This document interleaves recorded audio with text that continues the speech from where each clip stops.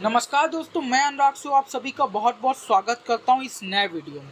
जितने बच्चे भी इलाहाबाद यूनिवर्सिटी से बीकॉम करना चाहते हैं और उनका सपना है एक बड़े यूनिवर्सिटी से बीकॉम करने का और उन्होंने इलाहाबाद यूनिवर्सिटी को बीकॉम करने के लिए चुना है, तो इस वीडियो में आज मैं बताने वाला हूं इलाहाबाद यूनिवर्सिटी में एडमिशन लेने के लिए किन किन डॉक्यूमेंट्स की आवश्यकता होती है। जब आपका नाम कट ऑफ में आ जाता है तो उसके बाद आपकी काउंसलिंग होती है। उसके लिए आपको कुछ डॉक्यूमेंट्स की आवश्यकता होती है जो कि मैं इस वीडियो में आज आपको बताने वाला हूँ। इन डॉक्यूमेंट्स को आप पहले से ही अपने पास प्रिपेयर करके रख लीजिए, अगर नहीं है तो उसको बनवा लीजिए, जिससे आपको एडमिशन लेने में कोई भी प्रॉब्लम ना हो। मैं आपको बता देना चाहता हूँ, यदि आपका नाम कट ऑफ में आ भी जाता है तब भी आपका एडमिशन इलाहाबाद यूनिवर्सिटी में रुक सकता है यदि आपके पास इन डॉक्यूमेंट्स की कमी रहती है, क्योंकि इलाहाबाद यूनिवर्सिटी के जो नियम हैं, जो कानून है, वो बहुत ज़्यादा सख्त हैं। तो इन डॉक्यूमेंट्स को पहले से ही आप प्रिपेयर करके रखिए, जिससे एडमिशन में आपको कोई भी प्रॉब्लम फेस ना करनी पड़े। तो आइए वीडियो को शुरू करते हैं। मैं आपको बताना चाहता हूँ कि इलाहाबाद यूनिवर्सिटी में बीकॉम में एडमिशन लेने के लिए किन किन डॉक्यूमेंट्स की आवश्यकता है, जो कि सीयूईटी 2024 के माध्यम से इलाहाबाद यूनिवर्सिटी में एडमिशन लेने वाले हैं। पहला डॉक्यूमेंट जो आपका लगेगा वो है मार्कशीट। कौन कौन सी मार्कशीट लगेगी इलाहाबाद यूनिवर्सिटी में एडमिशन लेने के लिए, तो मैं आपको बता दूं 10th की मार्कशीट आपकी लगेगी और 12th की मार्कशीट आपकी लगेगी। अगर 12th की मार्कशीट आपने स्कूल से अभी तक नहीं ली है तो उसको ले लीजिए और उसको अपने पास रख लीजिए, क्योंकि काउंसलिंग जब होती है तो डॉक्यूमेंट्स को मांगा जाता है। मैं आपको एक बात और बता देना चाहता हूँ कि ऑनलाइन आपकी काउंसलिंग होगी जब आप रजिस्ट्रेशन करने जाते हैं इलाहाबाद यूनिवर्सिटी के वेबसाइट पे, तब तो आपको डॉक्यूमेंट की आवश्यकता लगेगी, लेकिन ऑफलाइन भी इन डॉक्यूमेंट्स को वेरीफाई किया जाता है। ऑफलाइन वेरिफिकेशन होता है, ऐसा नहीं है कि ऑनलाइन अगर आप दिखा दिए, ऑनलाइन सबमिट कर दिए तो हो गया एडमिशन, ऐसा नहीं है। ऑनलाइन आपका एडमिशन हो जाता है, लेकिन इन डॉक्यूमेंट्स को इलाहाबाद यूनिवर्सिटी वेरीफाई करती है ऑफलाइन बुला के। जितने डॉक्यूमेंट्स मैं आपको यहाँ पे बता रहा हूँ, उन डॉक्यूमेंट्स को आपको लेके जाना पड़ेगा इलाहाबाद यूनिवर्सिटी में, जिससे इलाहाबाद यूनिवर्सिटी में इनका वेरिफिकेशन होगा, वेरीफाई किया जाएगा क्या सही है या गलत है। फिर अगला जो आपका डॉक्यूमेंट लगेगा वो है टीसी।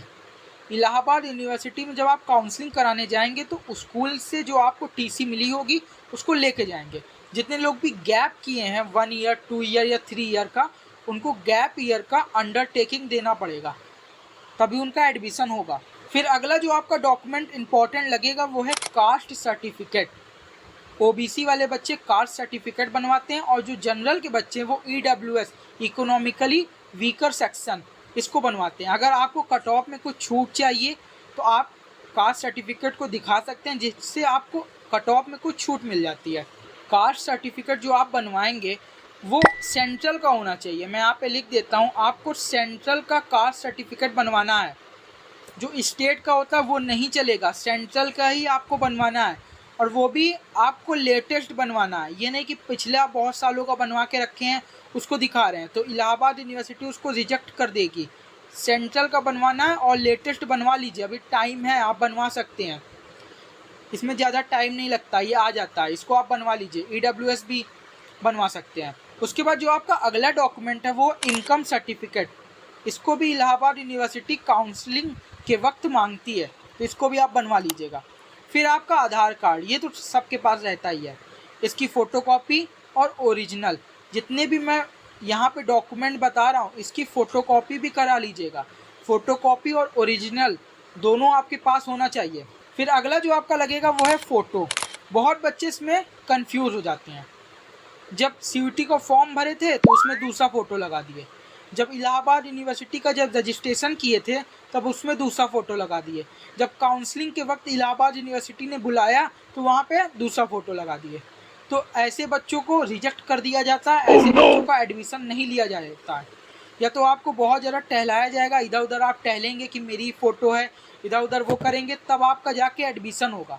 तो इससे अच्छा वही फ़ोटो लगाइए जो कि इलाहाबाद यूनिवर्सिटी में सीयूईटी का जब फॉर्म भरे थे तब लगा था, इलाहाबाद यूनिवर्सिटी का जब रजिस्ट्रेशन किए थे तब लगाए थे, और जब काउंसलिंग के वक्त गए तब भी वही फ़ोटो दिखा रहे हैं। तभी तीनों जगह एक ही फ़ोटो अगर आप दिखा रहे हैं तो अच्छा रहेगा, वरना आपको बहुत ज़्यादा प्रॉब्लम फेस करनी पड़ सकती है फ़ोटो की वजह से। तो फ़ोटो में कन्फ्यूज़न मत रखिएगा। उसके बाद जो आपका लगेगा वो है ABC ID। बहुत बच्चे नाम ही पहली बार सुन रहे होंगे, ये क्या होता है। देखिए, भारत सरकार ने एक एप्लीकेशन बनाया हुआ है डिजी लॉकर, उसमें आप अपने जो इम्पोर्टेंट डॉक्यूमेंट्स होते हैं उसको रख सकते हैं, वो सब जगह मान्य होगा। भारत सरकार ने कहा है डिजी लॉकर में आप जो डॉक्यूमेंट्स रखते हैं वो हर जगह मान्य होगा, उसको मान्यता प्राप्त होगी। तो एबीसी आईडी अगर आप यूट्यूब पे डालते हैं कि एबीसी आईडी कैसे बनाएं, तो हज़ारों वीडियो आ जाएंगी सामने कि एबीसी आईडी कैसे बनाते हैं। तो उसको देख के एक एबीसी आईडी डिजी लॉकर में क्रिएट कर लीजिए और उसको अपने पास रख लीजिए, जिससे काउंसलिंग के वक्त कोई भी प्रॉब्लम ना हो। अगर इतने डॉक्यूमेंट्स आपके पास नहीं हैं तो समझ जाइए आपके एडमिशन में कुछ ना कुछ प्रॉब्लम्स आने वाली है।